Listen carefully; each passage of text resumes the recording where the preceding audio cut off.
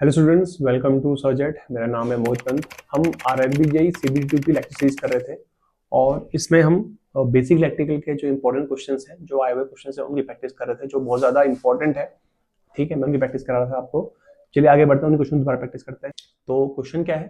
Question is the total number of lines of force emanating the from the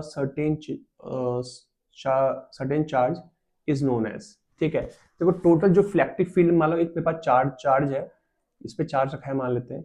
यहाँ से total number of electric field lines अगर किस surface से निकल रही है, टोटल लाइंस कितनी है, नंबर टोटल मान लीजिए कितनी लाइन है, 1 2 3 4 5 6 7 8, 8 लाइन है ना, 1 2 3 4 5 6 7 8। तो मैं बोलूंगा 8 लाइन है। कितनी लाइन है? 8 लाइन। तो इस 8 लाइन को हम बोलेंगे क्या? इसको हम बोलते हैं इलेक्ट्रिक फ्लक्स। क्या बोलते हैं? इलेक्ट्रिक फ्लक्स बोलते हैं। तो इलेक्ट्रिक फ्लक्स क्या होता है? The total number of magnetic field lines passing through any area is known as electric flux. तो option number D is right. आगे बढ़ते हैं। Which of the following SI units given by तो the thermodynamic temperature? Temperature को SI unit कौन सी given है? वो given है हमारी केल्विन। क्या गिवन है? केल्विन ली जाती है। आगे बढ़ते हैं। In which process the transfer of heat is from one point to another due to the actual motion of fluid? देखो, जहां पे फ्लूइड मतलब पार्टिकल्स के एक्चुअल मोशन, जो मोशन से हीट ट्रांसफर होती है, वो होता है कन्वेक्शन होता है। क्या होता है? कन्वेक्शन।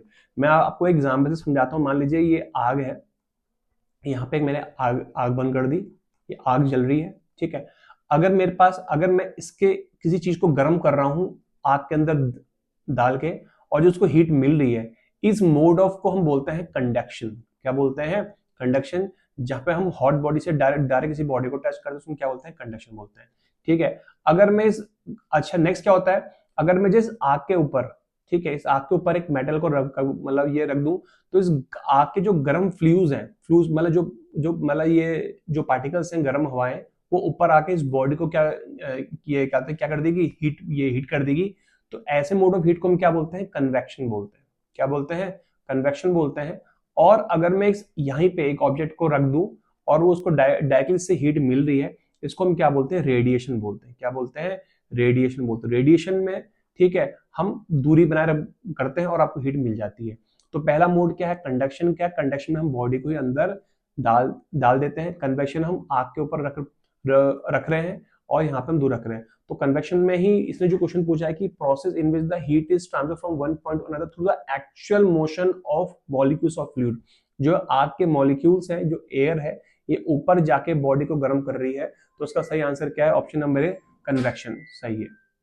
नेक्स्ट है, which is the type of emission that heats the metal surface to sufficient temperature to enable the free electron to leave the metal surface? एक metal surface से अगर हमें इलेक्ट्रॉन्स को इमिट करना है, और अगर हम उसको हीट करके, गर्म करके उसको हम गर्म कर रहे हैं, और उससे अगर इलेक्ट्रॉन बाहर निकल रहे हैं, इस मेथड को हम बोलते हैं थर्माइनिक इमिशन। देखो, थर्म जहां आप सुनते हो थर्मल, इसका मतलब होता है टेम्परेचर, और आयनिक इमिशन वाले आपके इलेक्ट्रॉन बाहर निकल रहे हैं। तो टेम्परेचर बढ़ा के अगर हम इलेक्ट्रॉन इमिशन कर रहे हैं, इसको बोलते हैं थर्माइनिक इमिशन।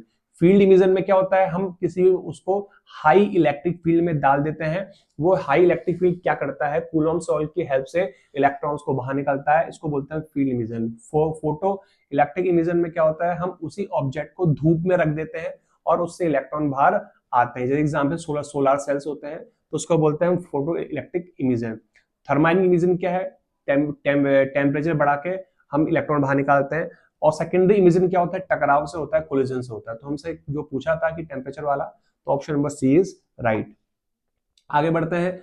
हमें क्वेश्चन दिया है कि डाटा, एक लेंथ गिवन है, कंडक्टर की लेंथ कितनी गिवन है? 150 मीटर। ठीक है, और क्रॉस सेक्शन एरिया हमें कितना गिवन है? क्रॉस सेक्शन एरिया गिवन है 0.2 मिलीमीटर स्क्वायर। और रेजिस्टिविटी हमें गिवन है 50 इंटू 10⁸ ओम मीटर।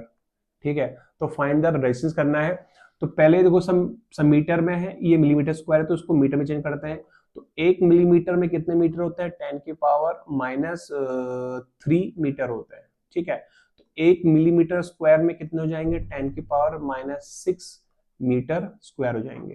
तो एरिया जो हो जाएगा, इसको मैं लिखूंगा 0.2 इंटू 10⁻⁶ मीटर स्क्वायर मेरा एरिया हो गया। अब आंसर निकालते हैं। तो फॉर्मूला क्या होगा? R is equal to rho L by A. Rho कितना है मेरे पास? 50 इंटू 10 की पावर -8। लेंथ कितनी है मेरे पास, लेंथ है 150 मीटर है, ठीक है, और एरिया है 0.2 इंटू 10 की पावर -6, ठीक है। तो देखो अगर मैं 2 0 काट दूं इसके तो ये 6 हो जाएगा और इससे पूरा कैंसिल हो गया, तो ये बच गया 5 इंटू 15 अपॉन 0.2। तो यहाँ से जोड़ आता हूँ तो ये हो गया 75, तो ये आ गया 75 इंटू 5, ठीक है। तो कितना आ जाएगा 35 so 25 to 35 36 37 375 ohm is the answer. Option number मेरा ए क्या हो गया, राइट हो गया। ध्यान रखना है अगर आपको रेजिस्टिविटी ओम मीटर में गिवन है, ओम मीटर, तो आपको सबको मीटर में ही चेंज करना पड़ेगा, ठीक है। तो मिलीमीटर था, मुझे मिलीमीटर स्क्वायर निकालना था, तो मैंने 10⁻⁻6 किया और सॉल्व करके आंसर आ गया। आगे बढ़ते हैं। Which of the following is an essential condition for transfer of heat from one body to another by conduction. अगर कंडक्शन मतलब अगर दो बॉडी आपस में टच है, मैंने दो बॉडी को आपस में टच में लिया है, वो कांटेक्ट में लिया है, तो इस बॉडी से हीट इस बॉडी में तब जाएगी जब दोनों बॉडी का टेम्परेचर क्या होगा, डिफरेंस होगा। यही थर्मोडायनेमिक्स बोलती है। अगर दो बॉडी आपस में कांटेक्ट में है और उनके बीच में टेम्परेचर डिफरेंस है तो ही उनके बीच में क्या होगा, हीट का फ्लो होगा, वरना फ्लो नहीं होगा। फॉर्मूला होता है Q equal to MC delta T. क्या होता है Q equal to MC delta T formula होता है। तो इसका जो सही आंसर है option number B is right की डिफरेंट टेम्परेचर। आगे बढ़ते हैं। Current of 8 ampere flows through a conductor for half minute, the total charge within the conductor कितने होंगे। देखो हमें पता है कि I is equal to Q by T होता है, ठीक है। Q is equal to I into T होता है। T मेरा कितना होता है, हाफ मिनट होता है। हाफ मिनट का मतलब हो गया 30 सेकेंड्स, ठीक है। तो करंट होगी मेरे पास 18 इंटू 30 सेकेंड, ये हो जाएगा 24, टू आ गया 50, 540 coulomb. 540 coulomb is the answer. Option number C क्या हो गया मेरा, राइट हो गया। 540 coulomb is the right answer, ठीक है। आगे बढ़ते हैं। Ohm's law is applicable to. Ohm's law केवल क्या होता है, सिर्फ कंडक्टर के लिए ही वैलिड होता है और किसी के लिए वैलिड नहीं होता है। थर्मिस्टर के लिए भी नहीं होता है, एलॉय के लिए भी उतना नहीं होता है, डायोड्स के लिए भी नहीं होता है। वैसे एलॉयज के लिए थोड़ा बहुत होता है, लेकिन अगर मैं ऑप्शन में जाऊं तो ए और थ्री दोनों साथ साथ नहीं आ रहे हैं, तो इसका सही आंसर क्या बन जाएगा, option number A only conductors. आगे बढ़ते हैं।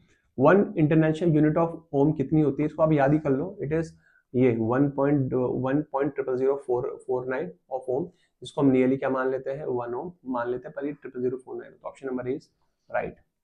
आगे बढ़ते हैं। A potential difference of 12 volt is applied to a 7.5 resistance for period of 5 seconds. Find the total charge. एक एलिमेंट को हमने कितना पोटेंशियल दिया, 75 वोल्ट दिया, ठीक है, और सॉरी 12 वोल्ट दिया, सॉरी कितना दिया है, 12 वोल्ट दिया है मैंने इसको, ठीक है, 12 वोल्ट दिया है, और रेजिस्टेंस जो है वो 7.5 ओम है। कितने देर के लिए दिया है, टाइम दिया है 5 सेकेंड, और हमें क्या निकालना है, टोटल चार्ज। तो पहले मैं करंट निकाल लेता हूँ। करंट क्या होगी, 12/7.5, यहाँ जीरो बढ़ा दिया तो ये हो गया 120/75, तो 340 जा 325 जा, ठीक है, 3 कितना हो गया 40 जा हो गया, 375 जा हो गया, और 5 8 जा, ठीक है, 5 5 जा, तो ये आ गया 8/5 एम्पियर मेरी करंट आ गई। अब हमें क्या निकालना है, चार्ज निकालना है। तो चार्ज का फॉर्मूला होता है I इंटू टी। तो करंट कितनी है, 8/5, और टाइम कितना है मेरे पास 5 सेकेंड। 5 से 5 को अगर मैं काट देता हूँ तो इसका आंसर आ गया 8 कुलाम। क्या क्या आंसर, 8 कुलाम आ गया। Option number D is right, ठीक है। नेक्स्ट क्वेश्चन है, what is the unit of permittivity. Permittivity की जो यूनिट होती है वो होती है फैरेड पर मीटर। क्या होती है, फैरेड पर मीटर। अब ये कहाँ से आती है, ऑप्शन में सी राइट, ये आती है C is equal to A epsilon naught by D. आप इसे निकाल सकते हैं, तो ये यहाँ से आ जाती है। फॉर्मूले पुट करेंगे, इसकी फैरेड कैपेसिटर की फैरेड हो गई, इसकी मीटर होगी, इसकी मीटर स्क्वायर होगी, सॉल्व करेंगे तो मीटर फैरेड पर मीटर आ जाएगी। Option number C is right. आगे बढ़ते हैं। 192 the electric field and the electric potential surface are. देखो अगर इलेक्ट्रिक पोटेंशियल सरफेस है, इलेक्ट्रिक पोटेंशियल सरफेस क्या होता है, एक ऐसा सरफेस होता है जिसमें हमें चार्ज को मूव कराने के लिए कोई भी वर्क नहीं करना पड़ता है। ये एक ऐसा सर्विस होता है जिसके हर पॉइंट पे पोटेंशियल क्या होता है, सेम होता है। एग्जांपल है इसका मेटल, जितने भी हमारे मेटल्स होते हैं, कॉपर हो गया, सिल्वर हो गया, ये सब क्या होता है, इक्विवेलेंट सरफेस होते हैं। अच्छा, जब इनमें से इलेक्ट्रिक फील्ड लाइंस जब बाहर को निकलती है जैसे मान लो यहाँ से इलेक्ट्रिक फील्ड लाइन बाहर को निकल रही है, तो ये सरफेस है, ये हमेशा सरफेस के क्या होती है, परपेंडिकुलर होती है, सरफेस हमेशा कितना एंगल बनाती है, 90 डिग्री बनाती है लाइंस। तो उसका आंसर क्या है, ऑलवेज 90 डिग्री। ऑप्शन नंबर मेरा बी क्या हो गया, राइट हो गया। ऑप्शन नंबर मेरा बी क्या है, राइट है। ठीक है, इसका एग्जाम्पल पूछे अगर आपसे, क्लोज सर्फेस एग्जाम्पल क्या, ऑल द मेटल्स, और ये क्या सरफेस होता है, ये एल सरफेस होता है जिसके हर पॉइंट में पोटेंशियल क्या होता है, सेम होता है। और इस सरफेस में चार्ज को मूव कराने के लिए हमें कोई भी वर्क नहीं करना पड़ता, वर्क डन 0 होता है। नेक्स्ट करते हैं question number 193, voltage applied across a ceramic dielectric produce electric field of 100 times, what will be the dielectric constant. वो डाइलेक्ट्रिक इलेक्ट्रिक फील्ड जो होता है वो इनवर्स प्रोपोर्शनल होता है। फॉर्मूला इलेक्ट्रिक फील्ड का फॉर्मूला होता है E is equal to Q upon 4 pi epsilon into R square. अगर एयर का है तो एयर का हो जाएगा Q upon 4 pi epsilon naught into R square, और अगर मेरा डाइलेक्ट्रिक है कोई तो ये हो जाएगा Q upon 4 pi epsilon not into K into R का स्क्वायर। अगर मैं इन दोनों को डिवाइड कर लूँ तो electric field of air upon electric field of dielectric, Q से Q क्या हो जाएगा, कैंसिल, इससे ये क्या हो जाएगा, कैंसिल, बचा R स्क्वायर। तो ये आ गया K अपॉन, ये आ गया, और यहाँ से मुझे इलेक्ट्रिक फील्ड कितना मिल रहा है, इसका 100 गुना मिल रहा है। क्या मिल रहा है, 100 टाइम्स मिल रहा है। जो एयर जो इसका है, अगर मतलब एयर का 1 है, अगर एयर का 1 है तो डाइलेक्ट्रिक का कितना मिल रहा है, 100 गुना मिल रहा है। तो जो डाइलेक्ट्रिक कांस्टेंट आएगा यहाँ से, इसकी वैल्यू आएगी 1/100 आएगी। क्या आएगी, 1/100। बट यहाँ पे ऑप्शन 100 दिया है तो ये ऑप्शन थोड़ा सा गलत है, इसका सही आंसर होना चाहिए 1/100 होना चाहिए। ठीक है, इलेक्ट्रिक फील्ड जहां ज्यादा होगा वहां डाइलेक्ट्रिक उतना क्या होगा, डाइलेक्ट्रिक कांस्टेंट उतना कम होगा। डाइलेक्ट्रिक कांस्टेंट को और कुछ नहीं हम रिलेटिव परमिटिविटी भी बोलते हैं। तो एप्सिलॉन आर बोल रहे हैं या डाइलेक्ट्रिक कांस्टेंट बोल रहे हैं, दोनों चीज क्या है, सेम है। तो जो इसका सही आंसर है वो है 1/100। बट बुक्स में इसका मोस्टली आंसर 100 दिया है, ऑप्शन गलत है क्योंकि ये एग्जाम पेपर में गलत आया था।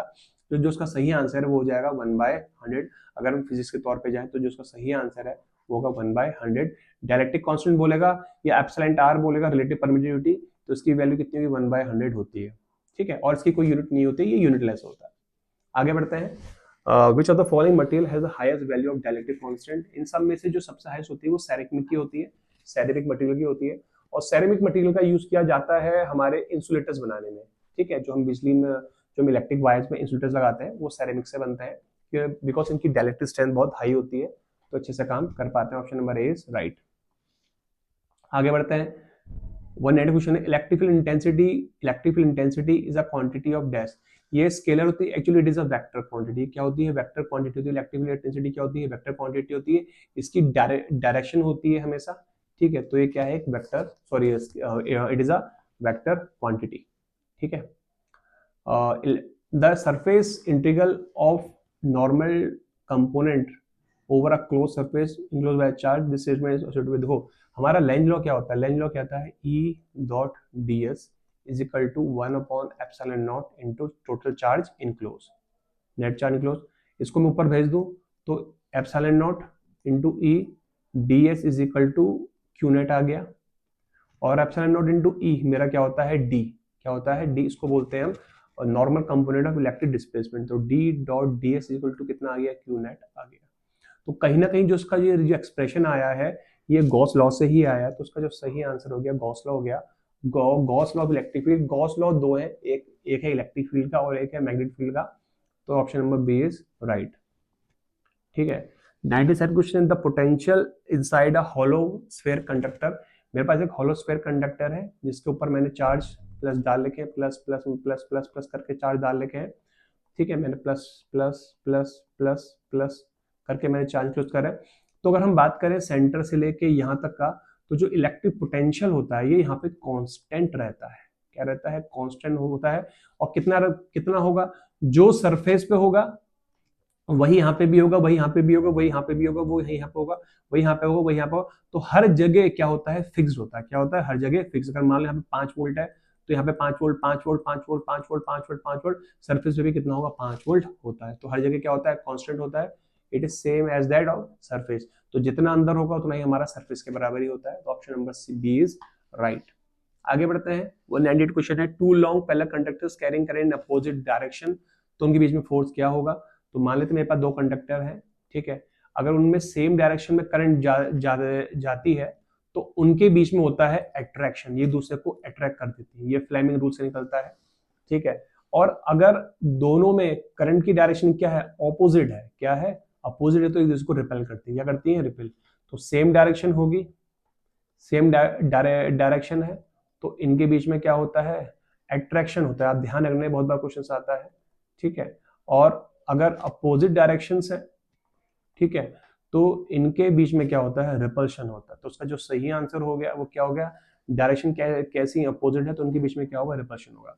यही क्वेश्चन आपका अगर आप देखोगे गेट में भी आया था एक बार, कि एक आपकी जो ट्रांसफार्मर होता है, ट्रांसफार्मर की जो वाइंडिंग कॉइल्स होती हैं, ऐसी कॉइल्स होती है ना, उनमें करंट सेम डायरेक्शन में फ्लो करते हैं, तो उनके बीच में कैसा फोर्स होगा, तो डायरेक्शन को क्या इनके बीच की सेम है, तो इनके बीच में कैसा फोर्स होता है, अट्रैक्टिव टाइप होता है। कैसा होता है, अट्रैक्टिव टाइप होता है। बट यहाँ पे हमें अपोजिट बोला तो उसका आंसर रिपल्सिव हो गया, option number B is right. आगे बढ़ते हैं, रिप्रेजेंट द फॉलोइंग, रेजिस्टिविटी को रिप्रेजेंट करना है। तो देखो रेजिस्टिविटी देखते हैं, आर इज इक्वल टू कितना होता है, रो एल बाय ए, ठीक है। रो कितना हो गया, R into A by L, ठीक है। आर कितना होता है, वी बाय आई, ठीक है। एरिया हो गया ए, ये लेंथ हो गया ये। वी वर्क डन, सॉरी क्या बोलते हैं, वी होता है वर्क डन अपॉन चार्ज, कितना होता है, वर्क डन अपॉन चार्ज होता है। तो हम वी को लिख लेंगे W by Q into I into A by L. और Q क्या होता है, Q होता है I इंटू टी, कितना होता है, I इंटू टी। तो ये हो जाएगा W is equal to I into T into I into A by L हो गया, ठीक है। तो ये बन गया W, I का स्क्वायर हो गया, नीचे टाइम हो गया, इंटू ए हो गया बाय एल हो गया, ठीक है। वर्क, वर्क क्या होता है, फोर्स इंटू डिस्प्लेसमेंट। वर्क क्या होता है, force into displacement, F into S into A area upon I square into T into L. अब लगे इसमें फॉर्मूला लगाते हैं, देखो, ठीक है। अब मैं अप्लाई करता हूँ फॉर्मूला। पहले बात करते हैं फोर्स की। फोर्स होता है एम एल टी की पावर -2। फिर है डिस्प्लेसमेंट, डिस्प्लेसमेंट कितना होता है, एल। एरिया कितना होता है, एल स्क्वायर अपॉन करंट कितनी होती है, आई स्क्वायर। टी कितना होता है, टाइम। लेंथ कितनी होती है, एल। तो इस एल से एल क्या हो गया, कैंसिल हो गया, ठीक है। तो एक एल यहाँ पे रह गया है, एल स्क्वायर, तो उसको ब्लैक कर लेता हूँ। तो एम एल का कितना हो गया, क्यूब, ठीक है। ये आई स्क्वायर ऊपर आ गया, आई की पावर -2। ये टी ऊपर आ गया, टी की पावर -3। तो एम एल क्यूब टी की पावर माइनस कितना है, 3, और आई की पावर -2। तो ऑप्शन नंबर सी मेरा क्या हो गया, राइट हो गया, ठीक है। ऑप्शन नंबर सी क्या है मेरा, राइट हो गया। आगे बढ़ते हैं, नेक्स्ट क्वेश्चन क्या कह रहा है, नेक्स्ट क्वेश्चन कह रहा है कि when a voltage is applied the direction of electric field is from this to this. देखो डायरेक्शन इलेक्ट्रिक फील्ड क्या होती है, ये पॉजिटिव चार्ज है, नेगेटिव चार्ज है। तो इलेक्ट्रिक फील्ड हमेशा फ्लो करता है पॉजिटिव चार्ज से नेगेटिव चार्ज की तरफ फ्लो करता है, हमेशा प्लस से कहाँ जाता है, नेगेटिव डायरेक्शन में फ्लो करता है। तो उसका आंसर हो गया option A, positive to negative direction. आगे बढ़ते हैं, अ hollow charge thin metallic sphere with the center O and a point on a surface of radius r, the potential 0 to r respect। देखो यहाँ से बोला है कि अगर हम, ये सेंटर है, ये रेडियस r है, ये सरफेस है, तो जो इलेक्ट्रिक यहाँ से यहाँ जाने में, अगर हम यहाँ से यहाँ मूव कर रहे हैं तो क्या होगा, तो इलेक्ट्रिक फील्ड है वो यहाँ से लेके यहाँ तक का 0 होगा। कितना होगा, 0 होता है। अंदर क्या होता है, इनसाइड इज 0। अगर आप अंदर रहेंगे इनसाइड क्या होगा, 0 होगा। और जो इलेक्ट्रिक पोटेंशियल है वो क्या रहता है मेरा, कांस्टेंट रहता है। क्या रहता है, कांस्टेंट रहता है। फिर सरफेस में आके तुम्हारे इलेक्ट्रिक फील्ड आता है, फिर धीरे धीरे कम हो जाता है, यहाँ पे मैक्सिमम होता है फिर बढ़ता है, ठीक है। तो अंदर क्या होता है, इलेक्ट्रिक फील्ड 0 होता है और पोटेंशियल क्या होता है, कांस्टेंट होता है। तो उसका सही आंसर हो गया, इलेक्ट्रिक फील्ड के बारे में पूछा 0, वो पूछा कांस्टेंट, तो option number B is right. आगे बढ़ते हैं, if two equal charges of 1 coulomb, दो चार्जेस मेरे पास है, एक 1 कूलम का है, ये भी 1 कूलम का है, और इनकी बीच डिस्टेंस कितनी है, 1 मीटर है। डिस्टेंस हमें दी है, हमें क्या निकालना है, इलेक्ट्रिक से फोर्स निकालना है। तो फोर्स का फॉर्मूला होता है F is equal to 1/4πε0 Q1 into Q2 upon R का स्क्वायर। ये वैल्यू किसकी होती है, ये होती है 9 इंटू 10 की पावर 9, 1 इंटू 1 1 हो गया, डिस्टेंस हो गई 1 का स्क्वायर, कितना हो गया तो ये आ गया 9 इंटू 10 की पावर 9 न्यूटन। ठीक है, तो ऑप्शन नंबर सी मेरा क्या हो गया, राइट हो गया। बहुत सिंपल क्वेश्चन था। आगे बढ़ते हैं। For the static magnetic field the surface integral of B dot D S is zero. देखो हमारा जो गॉस लॉ ऑफ मैग्नेटिज्म है वो क्या कहता है, बी डॉट डी एस हमेशा इक्वल्स टू क्या आता है, जीरो आता है। ठीक है, this shows non existence of magnetic monopole. इसका मतलब क्या है, इसका तो मतलब ये होता है कि कभी भी मोनोपोल का मतलब क्या है कि कोई ऐसा पोल एग्जिस्ट नहीं करता जिसमें सिर्फ केवल नॉर्थ और साउथ ना हो। हमेशा जो मैग्नेट होता है उसमें नॉर्थ और साउथ हमेशा एग्जिस्ट करता है, वो अकेला एग्जिस्ट नहीं करता है। तो ये जो एक्सप्रेशन इक्वल टू जीरो है ये यही चीज शो करता है कि मोनोपोल एग्जिस्ट नहीं करते। अगर हम इलेक्ट्रिक फील्ड की बात करें, मोनो चार्ज एग्जिस्ट करता है, एक अकेला चार्ज पॉजिटिव चार्ज या एक अकेला नेगेटिव चार्ज एग्जिस्ट करता है। लेकिन मैग्नेटिक फील्ड में अकेला नॉर्थ पोल एग्जिस्ट नहीं करता या अकेला साउथ पोल एग्जिस्ट नहीं करता। जहां नॉर्थ होगा वहां साउथ होगा, जहां साउथ होगा वहां नॉर्थ होगा। तो ऑप्शन नंबर डी मेरा क्या हो गया, इसका राइट है। आगे बढ़ते हैं, क्वेश्चन नंबर 205 है। Isolated sphere of 1 centimetre is kept in air, its capacity will be. देखो अगर मेरे पास एक स्फीयर है जिसका कि अगर रेडियस है r, तो जो उसके कैपेसिटेंस का फॉर्मूला होता है वो होता है c is equal to 4 pi epsilon naught into r होता है। इसकी वैल्यू होती है 1/4 पाई की वैल्यू होती है 9 इंटू 10 की पावर 9 होती है। तो ये हो गया 9 इंटू 10 की पावर 9। और रेडियस कितना दिया है मुझे, 1 सेंटीमीटर। 1 सेंटीमीटर मीटर में करो 10 की पावर -2 मीटर हो जाएगा। तो रेडियस हो गया 10 की पावर -2। ठीक है, और इनकी फेरेड हो गई। थोड़ा सॉल्व कर लें तो ये आ गया 1/9 इंटू 10 की पावर -11। ठीक है, और इसको अगर मैं थोड़ा सा 10 ऊपर और ले आऊँ, एक पावर 10 कर दूँ तो यहाँ पे 10 की पावर -12 हो जाएगा, -12 पावर 9। तो ये हो गया 1.11 10 की पावर -12 फेरेड। और 10 की -12 को हम बोलते हैं पीको। क्या बोलते हैं, पीको। ऑप्शन नंबर मेरा बी क्या हो गया, राइट हो गया। आगे बढ़ते हैं।